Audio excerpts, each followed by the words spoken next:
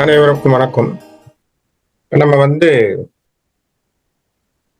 கேள்வி படலம் அப்படின்னு சொல்லக்கூடிய படலத்தை தாடகையினுடைய வதைப்படலம் முடிஞ்சு கேள்விகள், அதாவது வேள்விகளை செய்யக்கூடிய வேள்வி, அந்த வேள்விக்காக அந்த இடத்தை பற்றிய விஷயத்தை விஸ்வாமித்திரர் சொல்லக்கூடிய விஷயத்துல ஆரம்பிச்சிடும். அதை பத்தி பேசிட்டு வர்றார்.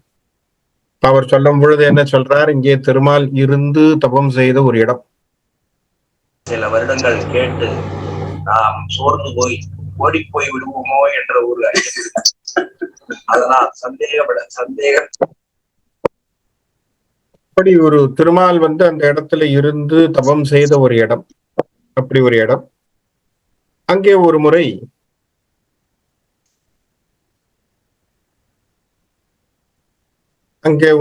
அங்க மாபலி என்கின்ற ஒருவன் அங்க தவம் செய்ததாகவும் அவன் ஒரு பெரிய வேள்வி ஒண்ணு நடத்துறான். அந்த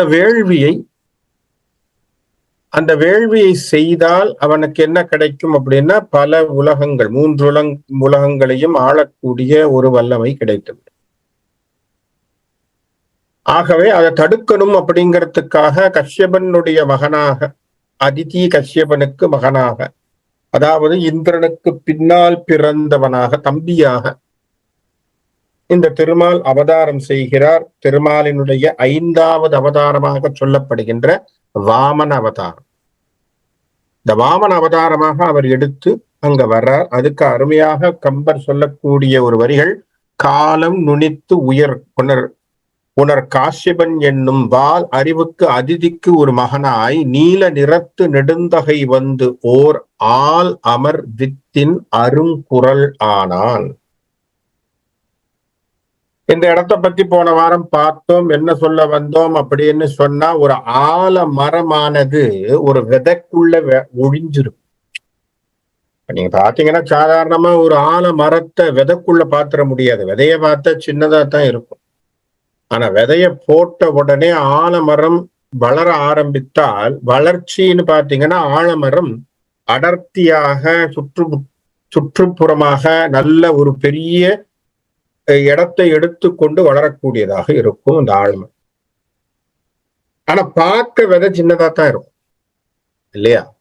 விதையினுடைய சைஸ் என்னமோ சின்னது, ஆனால் அதில் உள்ள பொருளானது பெருசு. அதுபோல் விதையை போல் சின்ன உருவிலே வந்திருக்கிறான் யார்? குரல் வடிவத்திலே வந்தவன் திருமால். அதனாலதான் அழகா என்ன சொன்னார்? நீல நிறத்து, அழகா சொன்னார் இல்ல, நீல நிறத்து நெடுந்தகை நல்ல ஞாபகம் வச்சுங்க. நெடுந்தகை யார் சார்? நெடியவன் திருமால் இல்லையா? நெடியவன் திருமால். அந்த நெடியவன் இங்க என்ன பண்றான்? ஆல் அமர் வித்தின் அருங்குரல் ஆனான். அப்படி அந்த ஆலமரத்தினுடைய விதை எத்தனை சின்னதா இருக்குமோ அது போல் அருங்குரல் ஆனான். குரல் போல சின்னதா இருக்கான் என்று கம்பன் எடுக்கும். இதுக்கு அருமையான ஒரு ரெஃபரன்ஸ் அல்லது ஒரு சான்றாக ஒரு இடத்தை சொல்லக்கூடிய இடத்துக்கு ஜெகவீர பாண்டியனார் அழகா ஒரு இடம் எடுக்கிறார். சூரபத்மனுடைய அவை. சூரபத்மனுடைய அவையிலே சூரபத்மன் உட்கார்ந்து இருக்கான். தாரகாசுரன், சிங்கமுகன் எல்லாரும் உட்கார்ந்து அமைச்சர்கள் பெருந்தகையோடு அவர்கள் டிஸ்கஷன், போர் அப்படிங்கிற மாதிரி. தேவர்களுக்கு சார்பாக தேவர்களுக்கும் அசுரர்களுக்கும் போர். தேவரின் சார்பாக யார் நம்மளோட சண்டை போடுறா? ஏன்னா ஏற்கனவே எல்லா பயலையும் உதைச்சிருக்கான். யாரு? நம்ம சூரபத்மன். உதைச்சு அவனை எந்ததோ வேலையெல்லாம் வாங்கிட்டு இருக்கான் இல்லையா? கிருபானந்த வாரியார் சுவாமிகள் அழகா சொல்லுவார், அது இந்திரன் டெய்லி அவன் வீட்டுல புரோகிதம் சொல்லணுமா. புரோகிதம்னா என்ன? பஞ்சாங்கம் படிக்கணும். இந்திரன் வீட்டுல உட்காந்து பஞ்சாங்கம் படிக்கணும். சூரபத்மன், டேய் இங்க வா, இந்திரா யாரு நீ? இங்க வா, நில்லு, பஞ்சாங்கம் படி அப்படின்னா பஞ்சாங்கத்தை சொல்லணும். இன்னைக்கு நாள் இது, நட்சத்திரம் இது, திதி இது, வாரம் இது, தேதி இது அப்படின்னு சொல்லணும். அது இந்திரனுக்கு வேலை. வருணனை கூப்பிடுவான், டேய் அந்த இடத்துல செடிக்கெல்லாம் தண்ணி ஊத்து அப்படின்னா அவன் போய் அந்த இடத்துல மழையை பொழியணும். டேய் அந்த இடத்துல அடுப்பை மூட்டு அப்படின்னா அக்னி போய் வேலை செய்யணும். நான் சும்மா உட்கார்ந்துருக்கேன், காத்தே வீசு அப்படின்னா வாயு பகவான் வீசணும். இப்படி அத்தனை தேவதைகளையும் தன்னுடைய கட்டுப்பாட்டில வைத்திருந்தான் சூரபத்மன். அப்ப இந்த தேவர்களுக்கெல்லாம் ஒருவனாக இருந்து யாரோ ஒருத்தன் சண்டை போட போறான் அப்படின்னு ஒரு சமாச்சாரம் இவருக்கு கிடைக்குது. அதுக்கு இவன் உட்கார்ந்து பேசிட்டு இருக்கான். யாரோட? அவங்க அமைச்சர்களோடு உட்கார்ந்து பேசி கொண்டிருக்கிறான். ஆனால் அந்த சமயத்திலே சிங்கமுகன் ஆனவன், அவனுக்கு முருகப்பெருமானுடைய சமாச்சாரம் புரிகிறது. அவன் சூரபத்மனுக்கு ஒரு விஷயத்தை சொல்றான். எதுக்காக சொல்றேன்னா, எப்படி அந்த அதே ரெஃபரன்ஸ் இருக்குங்கிறதுக்காக கச்சியப்ப சிவாச்சாரியார் எடுத்திருக்க. கச்சியப்ப சிவாச்சாரியார் எழுதக்கூடிய வார்த்தையை பாருங்க. சீலம் இல்லாவர்க்கு உணர ஒண்ணாத சிற்பரனை பாலன் என்றனை அவனிடத்திற்பல பொருளும் மேலை நாள் வந்து தோன்றிய சிறியதோர் வித்தின் ஆலம் யாவையும் ஒடுங்கியே அவதரித்தது போல். சார் எப்படி இருக்கான் சார் இவன்? என்ன நினைச்சிட்டு இருக்கான்? யாரு? சூரபத்மன் நினைக்கிறான். யாரா சண்டை போட போறா? யாரோ ஒரு பையனா? ஓ, பொடிப்பையன் என்னோட சண்டை போட போறானா? யாருக்கு? தாராசுரனுக்கு ஒரே இது. சிங்கம் பேசிட்டு இருக்கான் சூரபத்மன். யாரு? பொடிப்பையனா? ஒரு சின்ன பையனா என்னோட சண்டை போட போறான்? அவன் சண்டை போட போறான். அந்த விஷயமா நடக்கும் போது இவர் சொல்லும் போது இவருக்கு ஏழன். இந்த சின்ன பையன் என்ன செய்வான்? பாலகன் என்னோட சண்டை போடுறதுல என்ன பிரியம்? அப்ப இவன் சொல்றான், யாரு? சிங்கமுகன் சொல்றான், அப்பா பாலகன்னு நினைக்காத. ஏன்? அவன் எப்பேற்பட்டவன் தெரியுமா? எப்பேற்பட்டவன்? சீலம் இல்லாவர்க்கு உணர ஒண்ணாத சிற்பரனை. விஷயம் தெரியாதவன் பரம்பொருளை புரிந்து கொள்ள முடியாதப்பா. அந்த மாதிரியான விஷயங்கள்ல நீ இருக்க காரணம் பாலன் என்றனை அவனிட பல பொருளும். நீ பாலன்னு சொல்ற பத்தியா? அவன் எப்பேற்பட்டவன் தெரியுமா? அவனிடத்திலே இந்த அண்ட கோடி சராசரங்களிலே இருந்து வெளியே பறந்து விரிந்து அத்தனை தோற்றங்களும் வந்திருக்குப்பா. பிரபஞ்சத்தின் தோற்றத்தின் வாயாக இருந்தவன் அவன் பார்க்க சின்ன உருவமாக இருக்கிறானே தவிர அவன்தான் ஆலமரத்தை போன்றவனப்பா. அவன்தான் முருகன். பரத்துவத்தை நீ புரிஞ்சுக்கலன்னு சொல்றான். இப்ப இந்த இடத்தை அவர் கம்பாரிசன் கொடுக்கிறார். எதுக்காக சொல்கிறார்? அதுபோல் திருமால் சின்ன விதையாக வந்தவன். புரியுதா? ஆலமரத்தினுடைய விதையை எப்படி கொண்டு வந்து கம்பாரிசன் கொடுக்கிறார் பாருங்க. முருகப்பெருமானை பார்த்து பாலகன்னு சூரபத்மன் பேசும் பொழுது சிங்கமுகன் பேசிய வார்த்தையை கச்சியப்ப சிவாச்சாரியாருடைய உரையை கொடுத்தார். அப்ப கிட்டத்தட்ட ரெண்டு பேருக்கும் ஒரே விதமான என்ன ஓட்டங்கள் இருந்திருக்குன்னு புரியுது. என்ன? எல்லோருக்கும் பாலகன்னு நீ நினைக்க கூடாது என்பதற்காக அவன் அந்த வார்த்தையை சொல்றான். இப்ப பாலகன் அப்படின்னு நினைச்சு விட்டுட்டான். சரி, வந்து நிக்கிறான். வந்து நின்னவன அழகா இருக்கான் அந்த குழந்தை, இல்லையா? முப்புரி நூலினன் உடைய பூனல் போட்டிருக்கான். பிரம்மச்சாரி இல்லையா? அதனால பூனல் போட்டிருக்கான். மூஞ்சியன். மூஞ்சியன்னா என்ன அர்த்தம்? அது அந்த கோர புல்லை அவனுடைய இடையிலே கட்டி இருப்பான். அந்த இடையை கட்டி இருக்கக்கூடிய விஞ்சை கற்பது ஓர் நாவன். நாக்கிலே எப்பொழுதும் வேத மந்திரத்தினுடைய உச்சாரணம் செய்து கொண்டே இருக்கிறான். அனல் படு கையின். ஏன்னா யூஸ்வலி பிரம்மச்சாரிகளும் மற்றவர்களும் என்ன செய்யணும்? வேதம் கற்கின்றவர்கள் அக்னிஹோத்திரம் என்கின்ற ஒன்றை செய்ய வேண்டும். வீட்டில் அக்னிஹோத்திரம்னு ஒண்ணு இருக்கு, அதை செய்வாங்க. அப்ப அது செய்யக்கூடியவனாக இருக்கிறான். அப்ப அனல் படு கையன், அற்புதன், பார்க்கவே அழகா இருக்கான். அற்புதரே அறியும் தன் சிற்பதம் ஒப்பது ஒரு மெய்கொடு சென்றான். அற்புதமே செய்யக்கூடிய ஒரு சமாச்சாரமாக இருக்கக்கூடியவனாக, அந்த வடிவத்தோடு இருக்கக்கூடியவனாக அங்க போய் நிற்கிறான். ஒரு குழந்தை வடிவத்திலே திருமாலானவன் போய் நிற்கிறான். போய் வந்த உடனே அவனுடைய அழகும் அவனுடைய ஒரு ரசனையும் அவனுடைய ஒரு பரிமாணத்தையும் பார்த்த உடனே மாமலிக்கே ஒரே சந்தோஷம். திருமாலின் ஒரு அழகான குழந்தை அவதாரம் இல்லையா? கிருஷ்ணத்தை அவதாரம். ஒரு அழகான குழந்தை, அந்த குழந்தை எதிரில நிக்குது, பிரம்மச்சாரியான ஒரு குழந்தை அப்படின்னு சொன்ன உடனே மாவலிக்கே ஒரே சந்தோஷம். மாவலி சொல்றான், அன்று அவன் வந்தது அறிந்து உலகலாம் வென்றவன். யார் சார்? மாவலி. கம்பன் மாவலியும் விட்டு கொடுக்கல, அவனுக்குன்னு ஒரு அடமொழியை கொடுக்கிறான். என்ன கொடுக்கிறான்? உலகலாம் வென்றவன். வார்த்தையை பாருங்க, உலகலாம் வென்றவன்.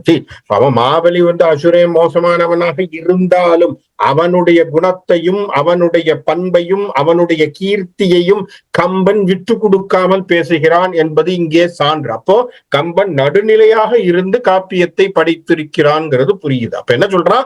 உலகலாம் வென்றவன். மாவலி என்ன பண்ணிருக்கான்? உலகத்தை எல்லாம் வென்றிருக்கான். அப்பேற்பட்டவன் முன்னாடி யார்? இந்த குழந்தை நிக்குது. முந்தி வியந்து எதிர்கொண்டான். அப்படி பார்க்கும்போது ஒரு குழந்தை நிக்குதேன், உனக்கு அப்படியே ஆச்சரியமா இருக்கு. நின்தனின் அந்தனர் இல்லை நிறைந்தோய். பார்க்க உருவத்துல சின்னவனா இருந்தாலும் அப்பா, உன்னை போல் அந்தணன் யாரும் இல்லை. ஆகவே நீ என்ன? நீ நிறைந்தவன் என்று சொல்லிவிடு. நிறைந்தோய், அப்பேற்பட்டவனாக இருக்கிறாய். எந்தனின் உயர்ந்தவர் யார் உளர்? உன்னை பார்த்துட்டேன் பத்தியா? நீ பிராமணனா யாராவது இங்க வரணும்னு நான் நினைச்சேன். பிராமணனா நீ வந்துட்டியப்பா. உன்னை பார்த்ததுனால எனக்கு உயர்வு ஏற்பட்டு விட்டது என்று சொன்னான் மாவலி. இல்லையா? ஏன் ஒரு இடத்திலே வேள்வி நடக்குதுன்னா பிராமணர்களுக்கு தானம் கொடுப்பது என்பது முறை. அப்போ இது அவன் மனசுல இருக்கு. நம்ம மாவலிக்கு அந்தணர்கள் இருந்து அந்தணர்களுக்கு வேள்விக்கு தானம் கொடுக்கணுங்கிற மனசுல இருந்திருக்கும்.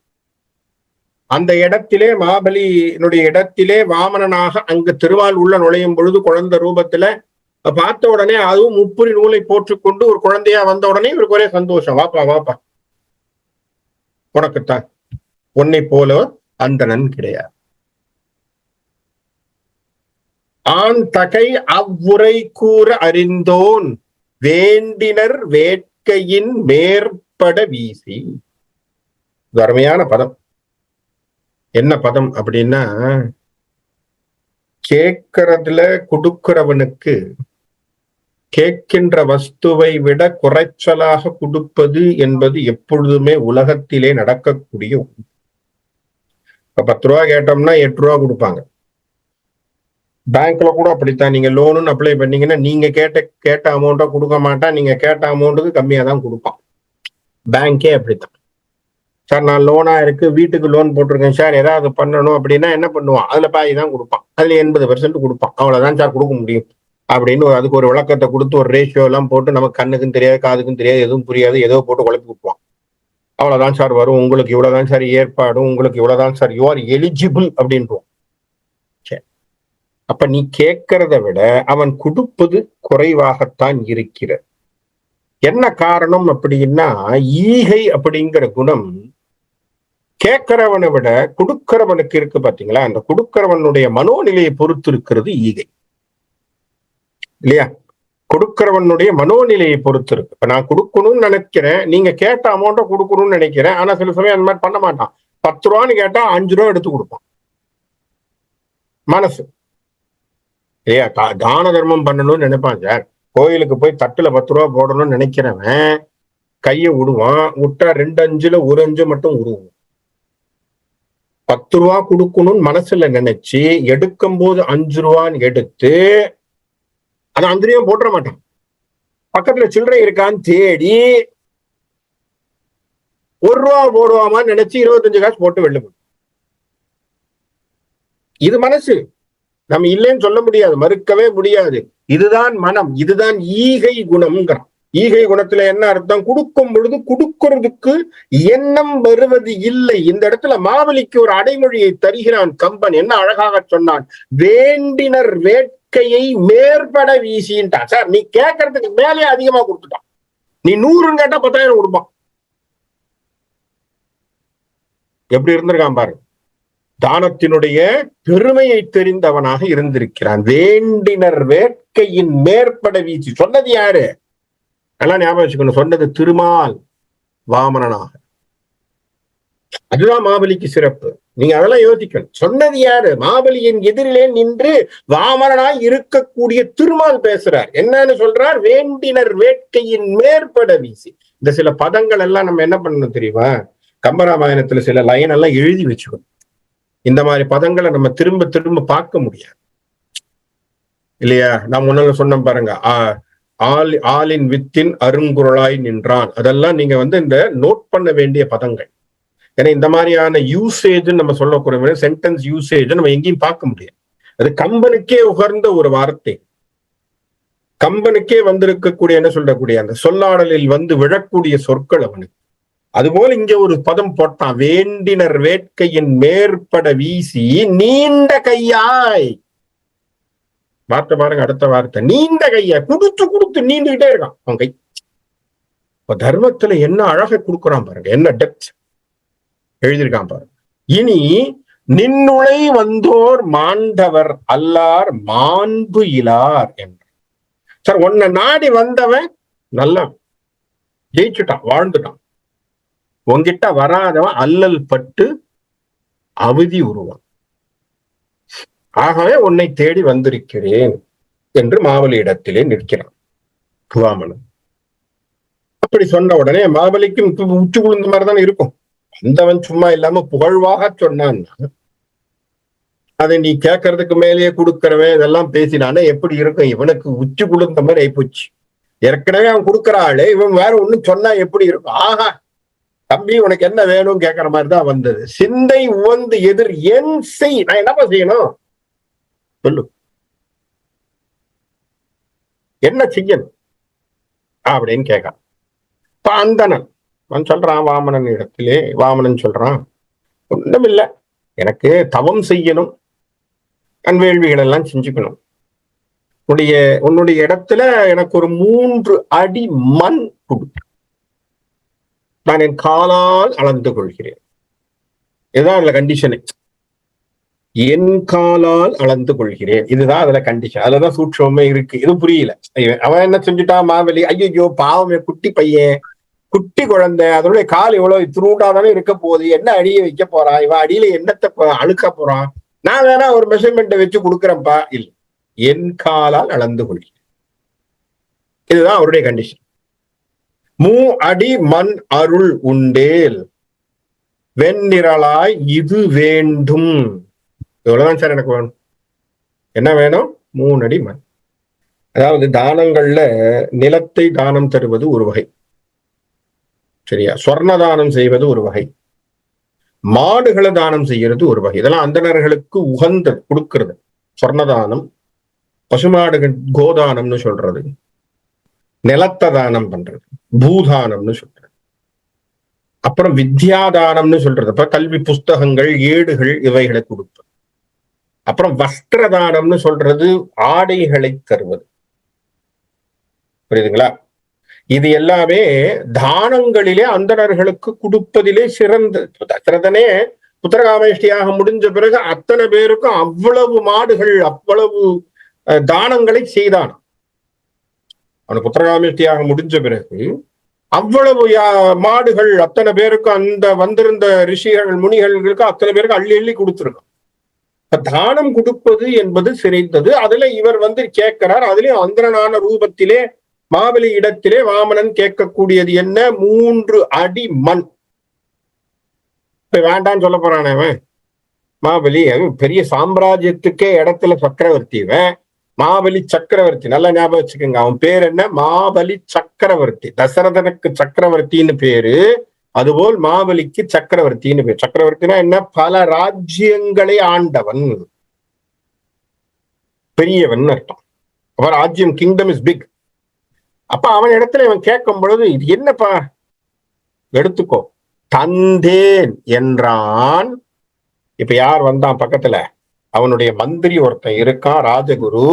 அவன் தான் சுக்கராச்சாரியார். அவன் சொன்னான், வெள்ளி தடுத்தான். வெள்ளி என்ன பண்ணான்? பண்ணாத இரு என்று அவன் தடுக்கிறான். அது சொன்ன உடனே இவனுக்கு ஒன்னும் புரியல. அப்ப மாவலி இவனை திரும்பி பார்க்கறான், என்ன? இப்ப அவன் பேசுறான், கண்ட திறந்து இது கைதவும் ஐய கொண்டல் நிறக்குறள் என்பது கொள்ளேல் அண்டமும் முற்றமும் அகண்டமும் மேல் நாள் உண்டவன் ஆம் இது உணர்ந்து கொள் என்றான். நீ உருவத்தை பார்த்து எடை போடுற, வந்து நிக்கிறவன் சின்னவனா இருக்கான் நீ நினைக்கிற. அவன் யார் தெரியுமா? கொண்டல் நிறக்குறள் என்பது கொள்ளேல். அவன் பார்க்க சின்ன குரலா இருக்கான்னு நினைக்காத.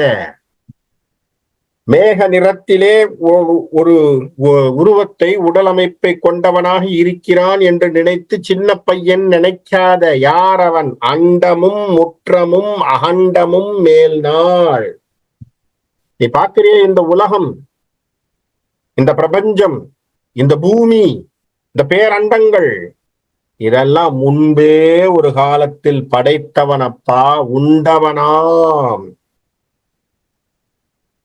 உண்டவனாகிய திருமால் பிரளய காலத்திலே வாய்க்குள்ள போட்டு லபக்குன்னு முழுங்கிட்டான் பெருமாள்.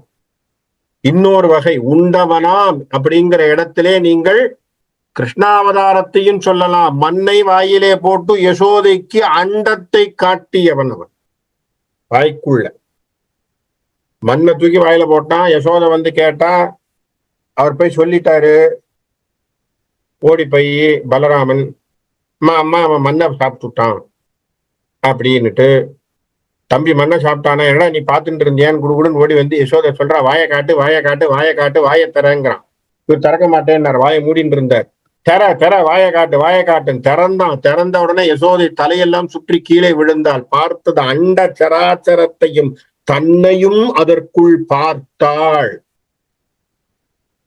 அப்போ திருமாலுடைய வயிறுக்குள்ளே அண்டஜராஜரம் இருந்தது. அப்படின்னா என்ன அர்த்தம்? அண்டத்தை உண்டவன் என்கின்ற அர்த்தம் இருக்கா? அது இங்க பொருந்துதா? அதே தான் இந்த இடத்திலையும் சொல்லலாம். அண்டமும் முற்றமும் அகண்டமும் மேல் நாள் உண்டவன் ஆம் இது உணர்ந்து கொள். அவன் தான் பாது. அவன் வாய்க்குள்ள போட்டவன். அவன் பிரளயத்தையே கொண்டு உள்ளுக்குள்ள வச்சு இந்த பிரபஞ்சத்தையே வாய்க்குள்ள வச்சவன்டா. அவன் போய் உன்கிட்ட ஏதோ 3 அடி நலம் கேட்கிறான்னு நினைக்காது. அதுல ஏதோ சூட்சமம் இருக்கு, யோசி என்று சுக்கிராச்சாரியார் சொல்லி. நினைக்கிலை என் கை நிமிர்ந்திட வந்து தனக்கு இயலா வகை தாழ்வது தாழ்வையில் கணக்கறியாது கைத்தலம் எண்ணின் எனக்கு இதுமேல் நலம் யாதுகொள். இப்ப இந்த வார்த்தையை மாவலி இடத்திலே சுக்கிராச்சாரியார் சொன்ன உடனே சுக்கிராச்சாரியாரை பார்த்து மாவலி பேச என்ன சொல்றான்? சுக்கிராச்சாரியாரே, நீங்க யோசிச்சு சொன்னீங்களோ இல்லையோ தெரியாது. நினைக்கலை என் கை நிமிர்ந்திட வந்து. எப்படி நின்று இருக்கு? குடுக்கறவன் கை மேல, வாங்கறவன் கை கீழே இல்லையா? குடுக்கறவன் கை மேல, வாங்கறவன் கை கீழே. வாங்கறவன் இந்த அண்டசராட்சரத்தை படைத்த திருமாலே என்ற பொழுது எனக்கு பெரிய பேரு தானப்பா. அதுல நீ ஏன் அதை பத்தி யோசிக்கிறேன்? எப்படி? வாங்கறவனே திருமால்னா சார் என்கிட்ட வந்து குடுன்னு கேட்டான். நல்லா ஞாபகம் வச்சுக்கோங்க. மாவலி இடத்திலே குடு என்று கேட்டான் திருமால். அடுத்தது யாரிடத்திலே யாசகம் கேட்டான்? கர்ணனிடத்தில் யாசகம் கேட்டான். புரியுதா? ஞாபகம் இருக்கா? போர்க்களத்திலே கர்ணனிடத்திலே போய் நின்று என்ன சொன்ன? செய்ய இரு தவ புண்ணியங்கள் தா என்று சொல்லி யாசகம் கேட்டான். அப்ப 2 பேர்கிட்ட தான் யாசகம் கேட்டிருக்கான். ஒன்று மாவலி.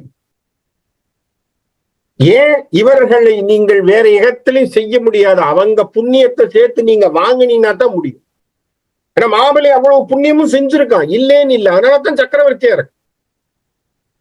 அவனுடைய புண்ணியத்தையும் சேர்த்து இவன் வாங்கினா தான் முடியும். அப்போ என்ன அர்த்தம்? அவனுக்கு நீ கொடுக்குற அப்படின்னு செய்யாதப்பா என்று சுக்கிராச்சாரியார் சொன்ன உடனே கூட மாவலி எப்படி யோசிக்கிறான் பாருங்க. கொடுக்கிறவன் கை உணர்ந்திருக்கும்பா, வாங்குறவன் கை கீழே இருக்கும். வாங்குறவன் என்னிடத்தில் வாங்குகின்றவன் திருமாலே இந்த அண்ட சராச்சரத்தை படைத்தவனே என்று சொன்னால் எனக்கு அது பெருமைதானே. நான் ஏன் யோசிக்கணும்? எனக்கு இதன் மேல் நலம் யாதுகொள், இதுக்கு மேல எனக்கு நன்மை என்ன வரணும்னு நீ நினைக்கிறேன். நான் நல்லா இருக்கணும் தானே குருவான ஆச்சாரியன் நீ நினைக்க போற. வந்து வாங்குறவன் திருமாலே இருந்தா நீ சந்தோஷம் தானே படணும். நீ ஏன் தடுக்கிறேன்? அவன் பாயிண்ட அவனுக்கு அடிச்சுட்டு முடியின் உடனே இவர் உடனே யோசிக்கிறார் என்ன செய்யலாம் அப்படின்னு.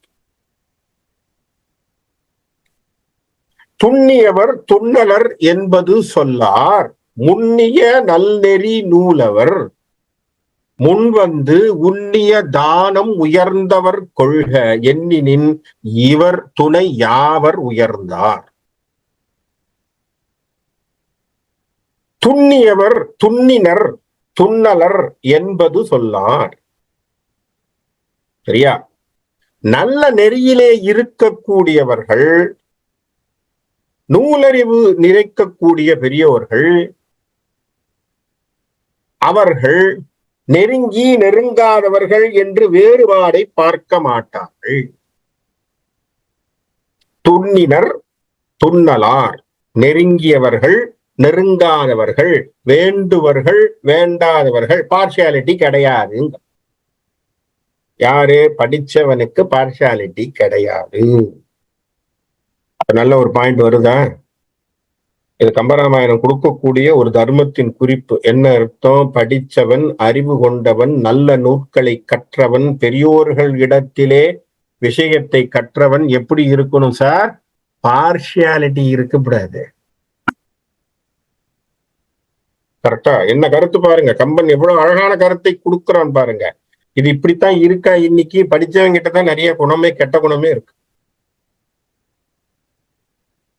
இருக்கிறதுலே பல பல கெட்ட குணங்கள் எல்லாமே இங்குக்குள்ளதான் ஒழிஞ்சிருக்கு. துண்ணினர் துண்ணலார் என்பது சொல்லார், முன்னிய நல்லறி நூலவர். இல்லையா? முன்னிய நல்லறி நூலவர் முன் வந்து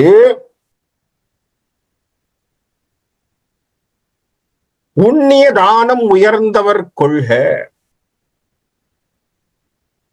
அப்படி உயர்ந்தோர்களில் உயர்ந்தோர்களாக முற்பட வந்து, அப்படி திருமாலானவனே வந்து கையிலே வாங்குகிறான் என்று சொன்னால், இந்த வாமனனுக்கு இணையாக கல்வி கேள்விகளில் உள்ள உயர்ந்தோர்கள் யாருண்டு?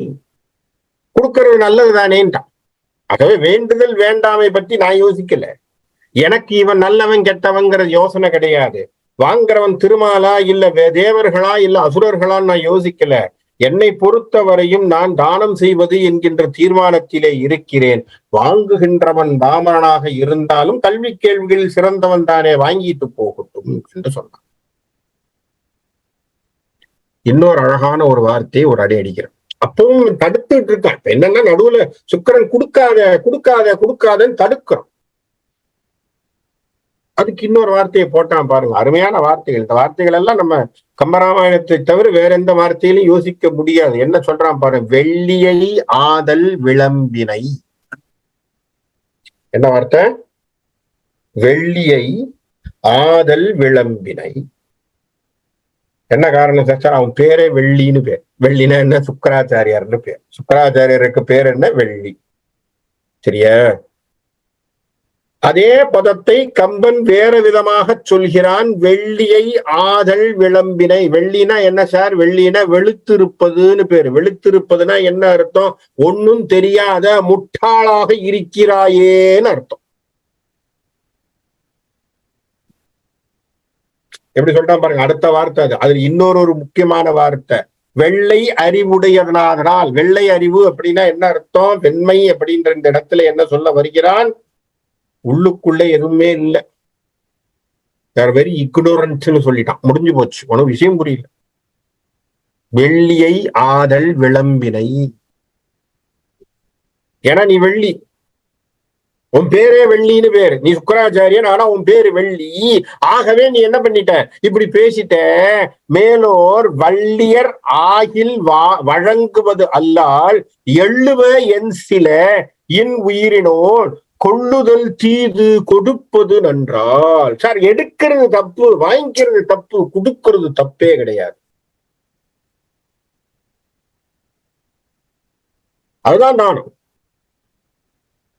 இல்லையா? கை நீட்டி வாங்குறது சார் கஷ்டம், கை நீட்டி வாங்குறது மோசம். கரெக்டா அதான் சொல்றோம். கை நீட்டி வாங்குறது தப்பு, இறைவது என்பது மோசமான ஒரு பண்பு. இறைதல் என்பது தப்பு, யாச்சனை. கொடுப்பது தப்பு இல்லை.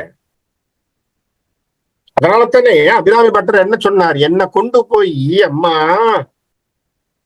அபிராமியம் அந்தாதியில வரும்பொழுது ஒரு பாட்டு சொல்றார், அம்மா என் கையில ஒண்ணும் இல்லாம இன்னொருத்தங்கிட்ட போய் நின்னு காசு குடுன்னு யாச்சகம் பண்ற மாதிரி வச்சிடாத, இல்லாமை சொல்லி ஒருவர் பால் சென்று இழிவுபட்டு நில்லாமை வேண்டும் சொல்றாரா இல்லையா? என்ன போய் நிக்க வச்சிடாத தாயே, இல்லாமை சொல்லி ஒருவர் தம்பால் சென்று இழிவுபட்டு நில்லாமை நிக்க கூடாது. அந்த மாதிரி அப்ப என்ன அர்த்தம்? கை நீட்டி கேட்கிறவன் கீழே போயிடுறான், கொடுக்கிறவன் உயர்ந்து விடுகிறான். ஆகவே கொள்ளுதல் தீது கொடுப்பது நன்றால் இல்லையா?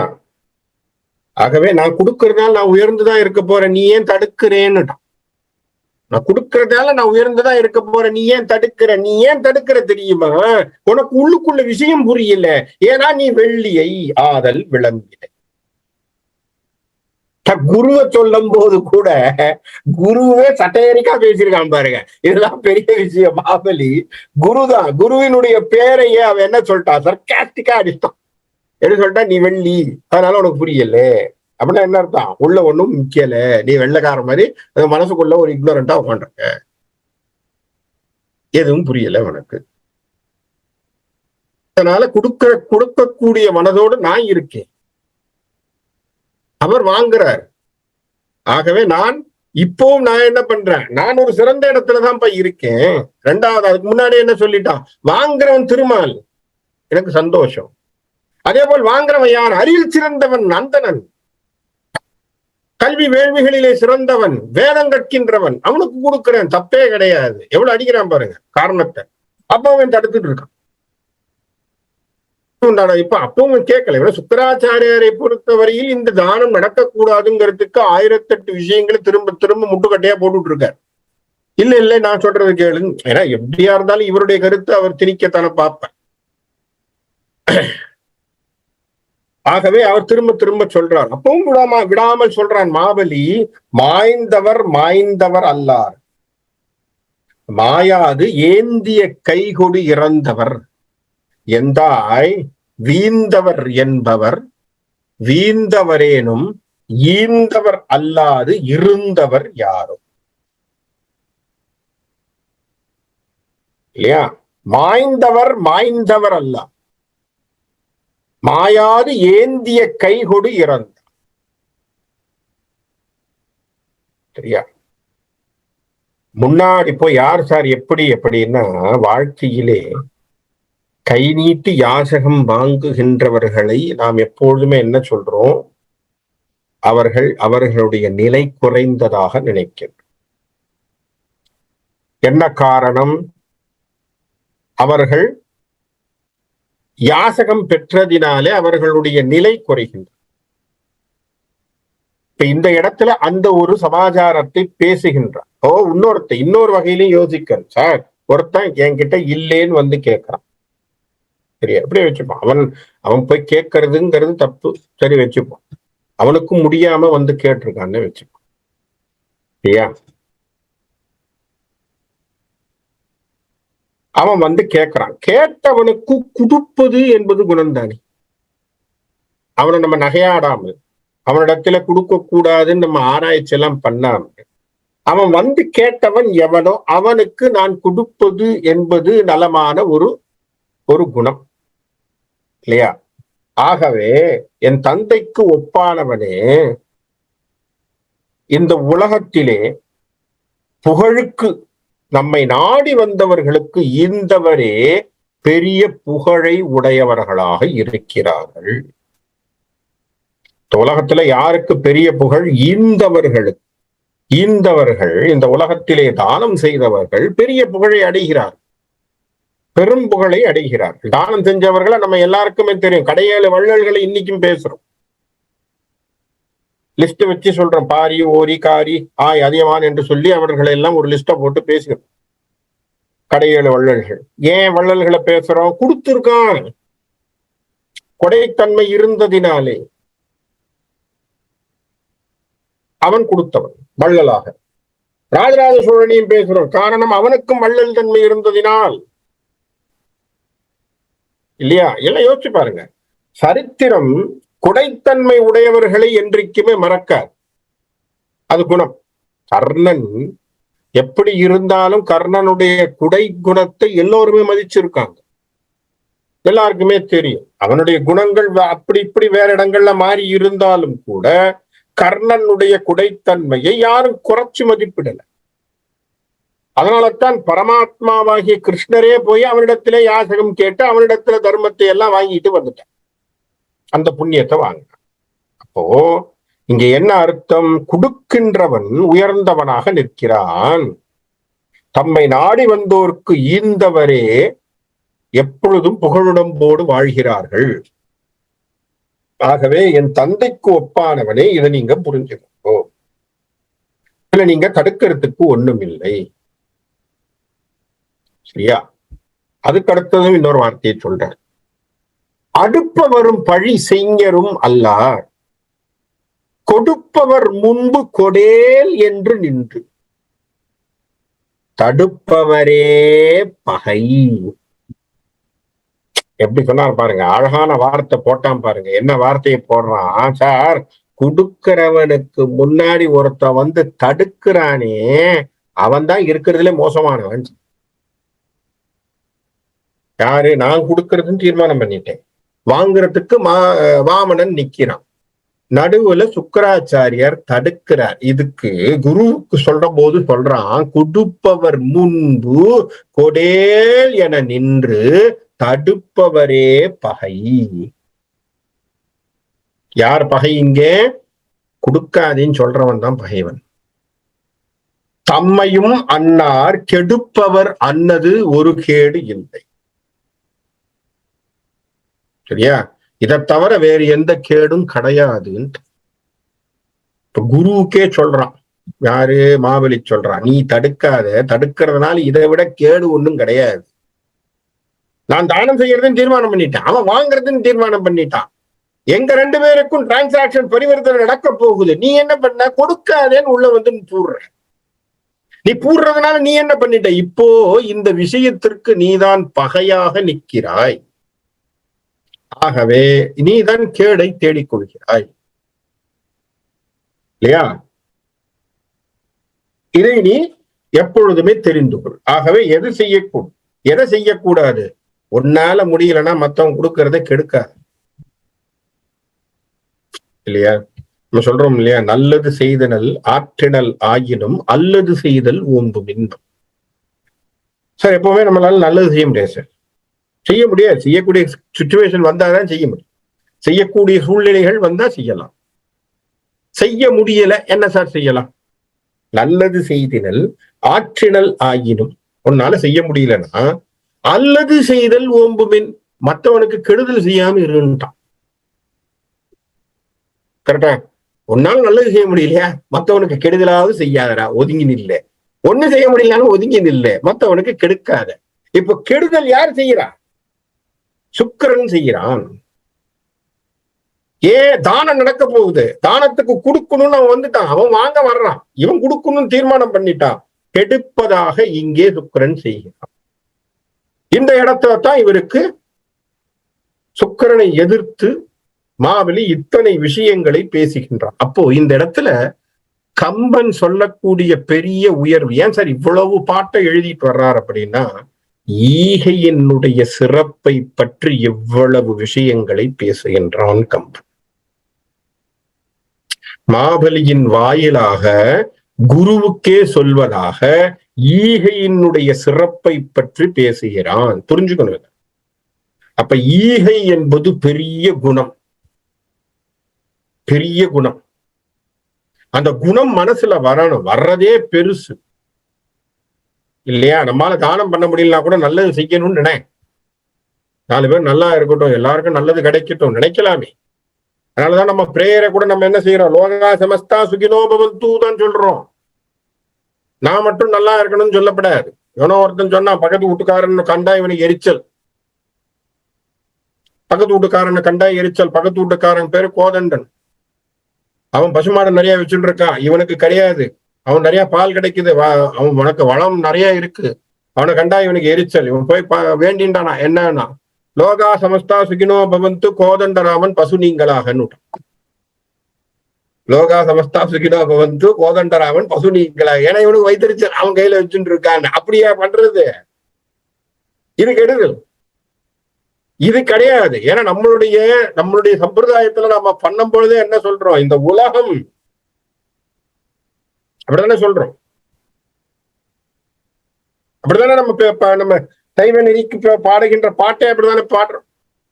வான்மழை படாது பெய்க அப்படிங்கிற வார்த்தையை தானே சொல்றான். மன்னனுடைய கோன் அப்படி முறை கீழே விழாமல் அவன் பார்க்கணும், எல்லாரும் நல்லா இருக்கணும். நல்லா இருக்கும் பொழுதுதான் சைவ நீதியானது எங்கும் ஓங்க வேண்டும் என்கின்ற வார்த்தை. இந்த வார்த்தையை கூட கச்சியப்ப சிவாச்சாரியார் கந்தபுராணத்திலே எழுதினது.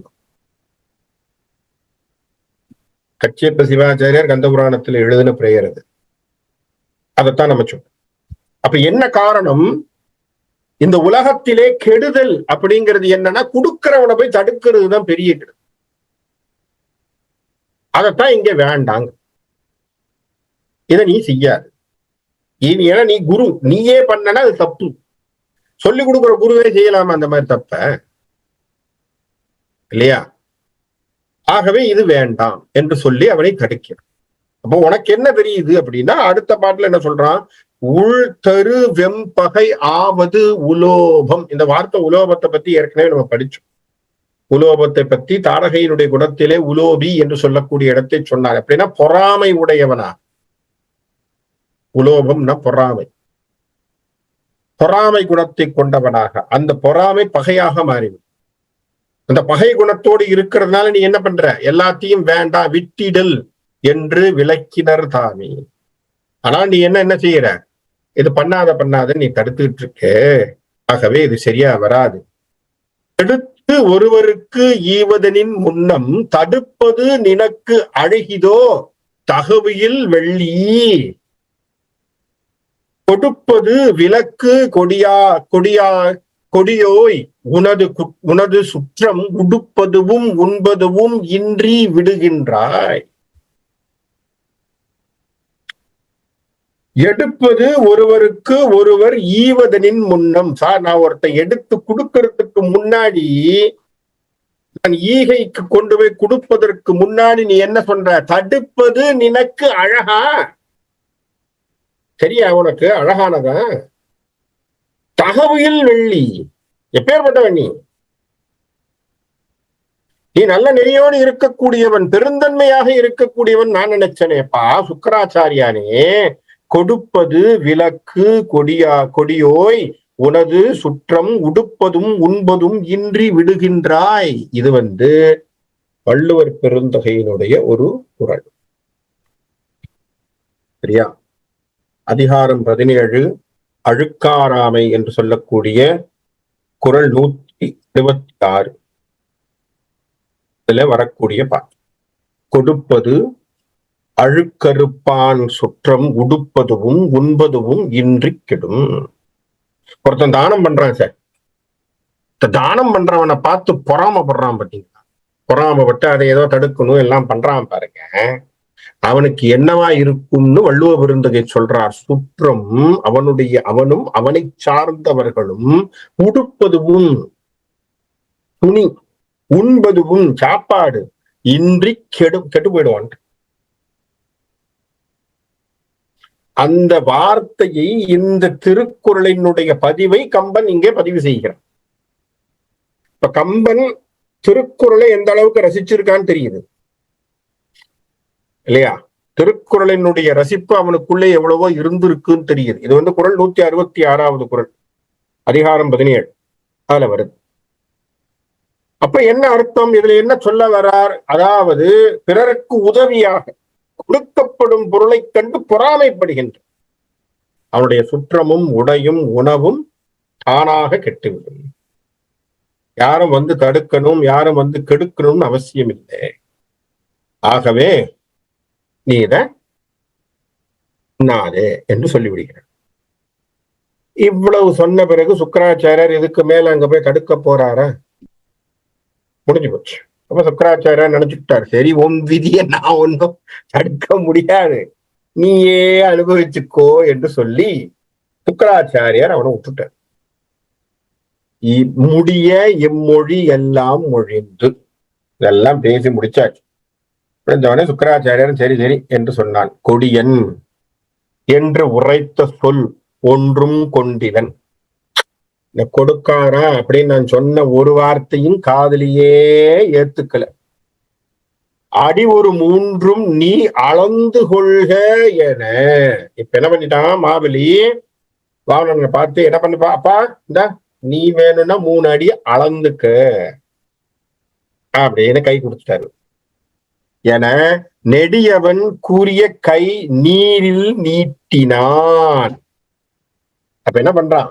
என்ன தானம் பண்ணணும்னா தண்ணியை விட்டு தானே தானம் பண்ணணும். நல்லா யோசனை. தானம் பண்ணணும்னா தண்ணியை விடணும். அர்க்கியம் விடுதல்னு வேறு. அர்க்கியம் விட்டுத்தான் கொடுக்கணும். அப்ப என்ன பண்ணிட்டான்? பக்கத்துல இருந்த கமண்டலத்தை எடுத்து அப்படி தண்ணி. இன்னொரு இடத்துல ஒரு கதை சொல்லுவாங்க. என்ன அப்படின்னா, அந்த தண்ணி விடக்கூடிய அந்த கமண்டலத்துக்குள்ளே கூட வண்டு ரூபத்திலே போய் சுக்கிரன் தடுத்தான் என்று சொல்லக்கூடிய ஒரு கதையும் உண்டு. அதுவும் உண்டு. வண்டு ரூபத்துல போய் அவர் வந்து அந்த துளையில, அந்த கமண்டலத்தினுடைய ஓட்டையில போய் உட்கார்ந்துருக்கார். அது ஏதோ அடைச்சிருக்குன்னு சொல்லி தர்பையை எடுத்து ஒரு குத்து குத்துனாரு. அதனால சுக்கராச்சாரியருக்கு ஒரு கண் அவருக்கு தெரியாது அப்படிங்கிற ஒரு கதையும் சொல்லப்படுவது உண்டு. நான் அது இங்கே ரெஃபர் பண்ணல கம்பன். அதனுடைய கம்பனுடைய வழக்கத்துல அது வரல. சரி, அதனால நம்ம அது ஒருவேளை இடைச்சர்களாக அல்லது செவிவழி கதைகளாக இருக்கலாம். அது நம்ம இது சொல்லல. இந்த இடத்துல அவர் பேசுறதை மட்டும் படிப்போம். அவர் என்ன சொன்னார்? முடிய இம்மொழி எல்லாம் ஒழிந்து மந்திரி இதெல்லாம் சொல்லிட்டான். கொடியன் என்று உரைத்த சொல் ஒன்றும் கொண்டிலன். நான் சொல்லிட்டேன், இவன் கேட்க மாட்டேங்கிறான், அவ்வளவுதான் சரி போ அப்படின்னு உடனே வாமனனை பார்த்து இவர் என்ன சொல்றார்? அடி ஒரு மூன்றும் நீ அளந்து கொள்க என்று நெடியவன் குறிகை நீரில் நீட்டினான். பக்கத்துல இருந்து தந்து சொம்புல தண்ணியை விடும் பொழுது கையை நீட்டுறான். சார், இப்பதான் பார்க்க போறான் அந்த அதிசயத்தை. என்ன நடக்க போகுதுன்னு பார்ப்போம். கயம் தரு நரும் புனல் கையில் தீண்டலும். அந்த ஏன்னா நதி நீர்கள் இருந்து அல்லது புண்ணிய தீர்த்தங்களினுடைய நீர்களை எடுத்துத்தான் அவன் கையிலே விட்டு அர்க்கியமாக கொடுக்க போறான். இந்த அர்க்கியத்துல தண்ணியை விடும் பொழுது அதுல கையிலே நீட்டி தீண்டலும் அப்படின்னா என்ன அர்த்தம்? தண்ணி பட்டுடுச்சுன்னா தானம் கொடுத்தாச்சுன்னு அர்த்தம். தீண்டலும் பயந்தவர்களும் இகழ் குரலன் என்ன பண்ணாங்க? பக்கத்துல சுத்தி இருந்தவர்கள் எல்லோரும் இதுவரைக்கும் பார்த்து இவன் சின்ன கொடியவனா இருக்கானே அப்படின்னு நினைச்சவங்க அத்தனை பேரும் பார்த்து எதிர் வியந்தவர். வெறுகொள விசும்பின் ஓங்கினான் உயர்ந்தவர்க்கு உதவிய உதவி ஒப்பவே. இங்கு இது ஒரு அழகான பதம் கம்பன் போட்டது. இப்ப தண்ணியில கை பட்ட உடனே சுத்தி இருந்தவங்க எல்லாம் அந்த வாமனனை பாக்குறாங்க. என்னன்னா அவன் தான் தன் காலால் அளக்க போறான்னு யோசிக்கிறான். சின்ன பாகத்தை வச்சு என்னத்தை அழக போறான்னு இவங்க எல்லாம் யோசிச்சு அவனை வியப்பாக பார்த்து கொண்டிருக்கிறான். கை பட்டதுதான் ஆச்சாம். பார்த்த எதிரில இருக்கும் பொழுதே அந்த வாமனனுடைய உருவமானது வளர்ந்து கொண்டே வருகிறது. வளருது. விசும்பின் ஓங்கினான், நீட்டான். புரிஞ்சு போச்சு. அதனாலதான் அவருக்கு பேர் என்ன சொல்றோம்? உலகளந்த பெருமாள். அருமையான இடம். இதுக்கான ரெஃபரன்ஸ் நிறைய கொடுத்திருக்கார். ஆழ்வார்கள் பாடிய இடங்கள், அதுவும் இந்த இடத்துக்கு பல சிந்தனைகளை ஆழ்வார்கள் கொடுத்தார். எப்பேற்பட்ட வார்த்தைகள் எல்லாம் இருக்குன்னு பார்ப்போம். அதுவும் இந்த வாமனனாக இருந்து ஓங்கி உலகளந்தவன் உத்தமன் பேர்பாடின்னு ஆரம்பிக்கிற ஆண்டாள். ஆண்டாள் சொல்லக்கூடிய வார்த்தை என்ன? ஓங்கி உலகளந்த உத்தமன் பேர்பாடி. சார், ஓங்கினா என்ன அர்த்தம் சார்? நெடியலாக நின்று உலகை அளந்து உத்தமனாக இருந்தவன் இல்லையா? மாலுக்கும் வையம் அளந்த மணாளர்க்கும் நம்மாழ்வார் எடுத்த வார்த்தை. நான் சில ஆழ்வார் பாசுரங்களை சில ரெஃபரன்ஸ் கொடுக்கிறேன் எப்படிங்கிறது. இதை கொஞ்சம் அப்படி அனுபவிப்போம். இந்த கம்பன் சொல்லக்கூடிய இந்த வார்த்தையை ஆழ்வார் பாசுரங்கள் கொண்டு அனுபவிப்போம். ஏன் அப்படின்னா, ஆழ்வார்கள் தாக்கம் கம்பனிலே அதிகம் உண்டு. ஞாபகம், ஆழ்வார் பாசுரங்களினுடைய தாக்கம் அதிகம் உண்டு. சரியா? அதனால்தான் கம்பராமாயணத்திற்கு முதல்நிலை பாடல்களாக சில பாட்டை எழுதும் பொழுது சில வாழ்த்து பாடல்கள் தியான பாடல்களாக சொல்லுகின்ற இடத்துல சொல்லுவாங்க, கற்பார் ராமபிரானை அல்லால் மற்றிங்கு கற்பரோன்னு வார்த்தை போடுவோம். சரியா? அவர் குருகூர் நாதன் என்று சொல்லக்கூடிய நம்மாழ்வாரை பற்றிய தியான ஸ்லோகத்தையும் கம்பன் பேசியிருக்கான். சரியா? ஆகவே எதற்காக சொல்றேன்னா, அவனுக்கு ஆழ்வாரனுடைய வாசுரங்களுடைய தாக்கங்கள் அவனுள்ளே இருந்ததினால்தான் 2 கதைகளை பற்றி முழுமையாக சொன்னான். நல்லா ஞாபகம் வச்சுக்கோங்க. ஒன்று மாபலி சக்கரவர்த்தியினுடைய வாமன அவதாரத்தை பற்றி பேசியிருக்கான்.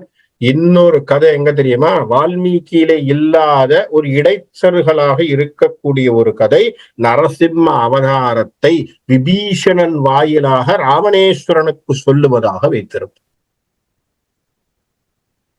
வால்மீகி ராமாயணத்துல கிடையாது. ஆனா இங்கே அவதார நோக்கத்திற்காக எழுதுறானா அப்படின்னாங்க விட, ஆழ்வாரினுடைய தாக்கங்கள் அவனுள்ளே இருந்ததினாலே திருமாலினுடைய பெருமையை பற்றி பேசக்கூடிய விஷயமாக இந்த 2 இடத்தையும் பேசியிருக்கான். முற்றாக ராமருடைய அவதாரத்தை எல்லா இடத்துலையும் சொல்லியிருக்கான். ஆகவே ராமருடைய அவதாரத்தை மறுத்து பேசுறதுக்கு வழி இல்லை, அவன் தான் எடுத்து பேசியிருக்கான். ஆக கிட்டத்தட்ட 3 அவதாரங்களுடைய விஷயங்களை அவனுடைய இந்த கம்பராமாயணத்துல பதிவு பண்ணியிருக்கான். ஒன்று வாமனன். வாமன அவதாரத்தினுடைய ரெஃபரன்ஸ் வாமனனை பத்தி ஒரு ரெஃபரன்ஸ் வால்மீகியிலே வருது. ஏன்னா சித்தாசிரமத்தை சொல்லும் பொழுது இது வாமனன் இருந்தது மாபலி செஞ்சு தவம் செய்த இடம்னு சொல்லித்தான் விஸ்வாமித்திரர் பேசுறார். ஆகவே அங்க அந்த ரெஃபரன்ஸ் இருக்கிறது கரெக்ட். ஆனால் நரசிம்ம அவதாரத்தினுடைய ரெஃபரன்ஸ் கிடையாது. அதை எக்ஸ்ட்ராவா தான் கொண்டு வந்து கம்பன் வச்சான். அது பின்னாடி நீங்க யுத்த காண்டத்துக்கு பக்கத்துல பாப்பீங்க, அருமையா இருக்கும். எதுக்காக சொல்றேன் என்று சொன்னால், ஆழ்வார்களுடைய தாக்கம் கம்பனில் நிறைய இருந்து அத மனசுல வாங்கி அந்த பாடல்களினுடைய வரிகளை எழுதி, அப்போ மாலுக்கும் வையன் அளந்த மணாளர் நம்மாழ்வார் எடுத்த பாட்டு. திருமங்கை ஆழ்வார் எழுதுறார், ஒரு குரலாய் இரு நிலம் மூவடி மண் வேண்டி உலகனைத்தும் ஈரடியால் ஒடுக்கி ஒன்றும் தருக என மாவலியை சிறையில் வைத்து ஆண்டாளான் தாழ் அணைவீர். எப்பேற்பட்டவனுடைய ஒரு சிரம் என்று சொன்னால், எப்பேற்பட்டவனுடைய பாதங்கள் என்று சொன்னால், வந்தது ஒரு சின்ன குரல் வடிவத்திலே இரு நிலங்களையும், இரு நிலம்னா என்ன அர்த்தம்? வானையும் மண்ணையும் இரு நிலம், மூவடி மண் வேண்டி 3 அடி மண்ணை கேட்டு இரு நிலங்களையும் தன் பாதத்தில் உலகனைத்தையும் ஈரடியில் ஒடுக்கினான். ஒன்றும் இதுக்கு மேல் இன்னொன்னு கொடுக்கிறேன் நீ சொன்னேன். இப்போ நல்லா யோசிச்சு பாருங்க.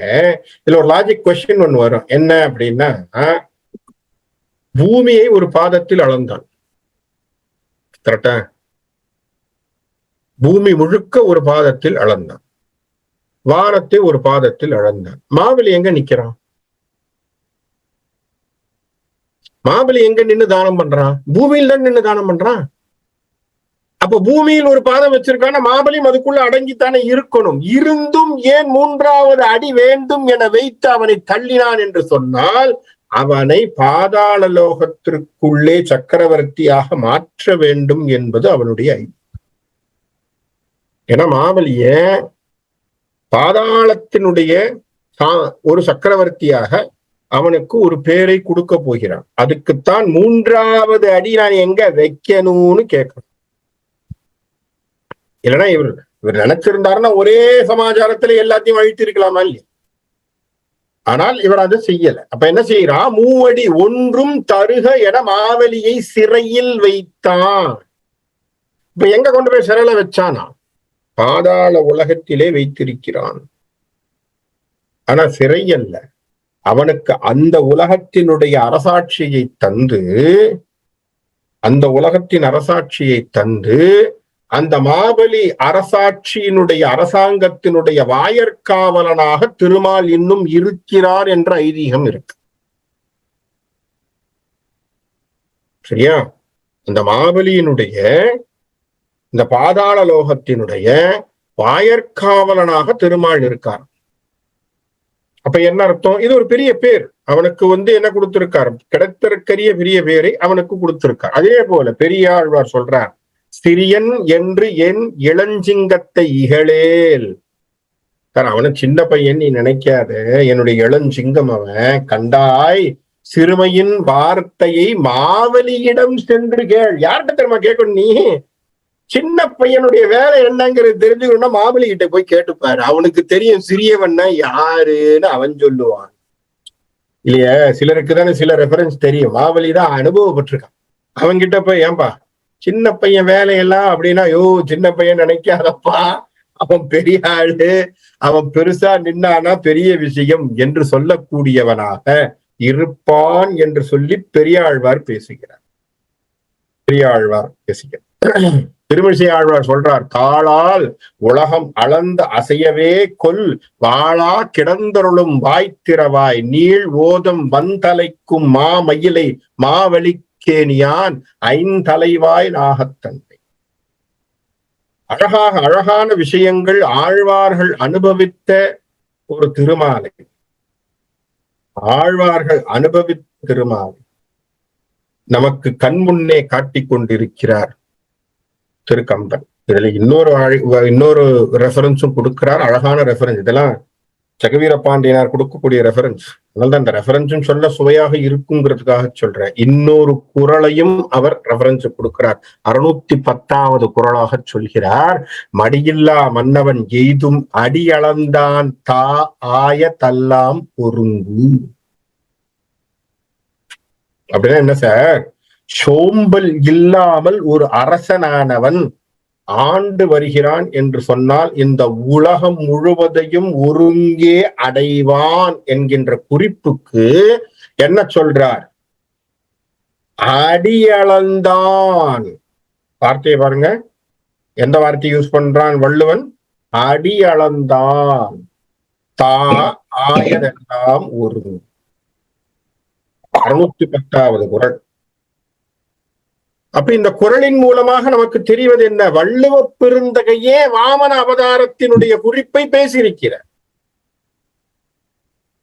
புரியுதுங்களா? உங்களுக்கு ரெஃபரன்ஸ் புரியுது?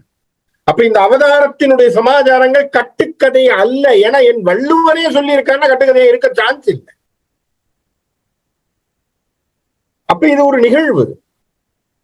இந்த நிகழ்வு நடந்திருக்கு. இதனுடைய பதிவு எங்க சார்? குறள். எங்களுக்கெல்லாம் சார், நம்மை போன்ற ஆன்மீகவாதிகளுக்கு பெரியோர்கள் சொல்லுவதுதான் வேதம். வேற ஒண்ணும் இதெல்லாம் மாற்றுகிறது கிடையாது. நீங்க நானே யாரு? கம்பனையோ வள்ளுவனையோ கிராஸ் டாக் பண்றதுக்கு நாம யாரு? நாம யார் பெருசாங்க? ஆழ்வார்கள் சொல்லியிருக்காங்களா? நாயன்மார்கள் சொல்லியிருக்காங்களா? சித்தர்கள் சொல்லியிருக்காங்களா? இதிகாச புராணங்கள் பேசப்பட்டிருக்கா? இதுல ரெஃபரன்ஸ் இருக்கா? அவ்வளவுதான். கண்ணை மூடிட்டு எடுத்துக்க வேண்டியது. இதுக்குள்ளெல்லாம் போய் நம்ம ஆராய்ச்சி பண்றேங்கிறதெல்லாம் பேசி இது கரெக்டா தப்பாலாம் சொல்ல முடியாது. அவர்கள் சொன்னால் அது உண்மை, அவ்வளவுதான். வள்ளுவ பெருந்தகை அவள் பொய்யில் புலவர்.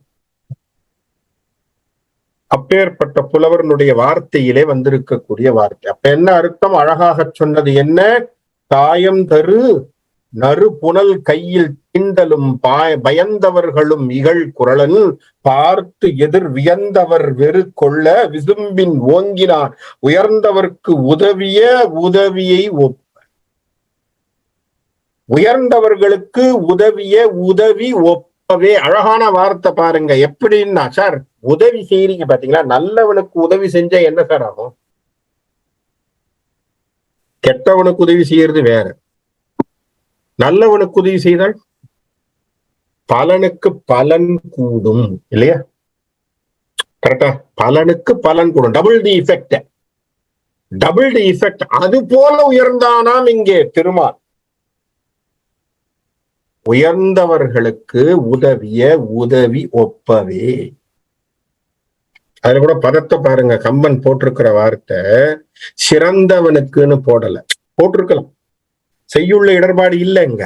கயம் தரு பயந்தவர்கள் வியந்தவர்கள் சிறந்தவர்கள் போட்டிருக்கலாம், போட்டிருக்கலாமா? பதம் மாற போறது இல்லை. நல்லா யோசிச்சு பாருங்க. சிறந்தவர்களுக்கு உதவிய உதவி ஒப்பவே செய்யலாம். ஆனா அவர் சிறந்தவர் அந்த இடத்துல போடல, உயர்ந்தவருக்கு உதவிய உதவிய உதவி. ஏன் உயர்ந்தவருக்கு? என இங்க இவன் உயர்ந்து நிற்கிறான்.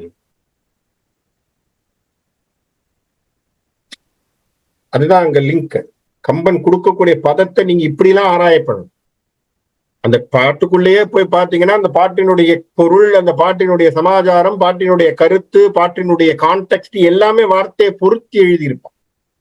அப்போ உயர்ந்தவருக்கு உதவிய உதவி ஒப்பதே அப்படி பண்ணியிருக்கான். அப்ப எப்பேற்பட்ட டைமென்ஷன்ல நின்று இருக்கான் அப்படிங்கறதெல்லாம் அடுத்த வாரம் அதை பற்றி பார்ப்போம்.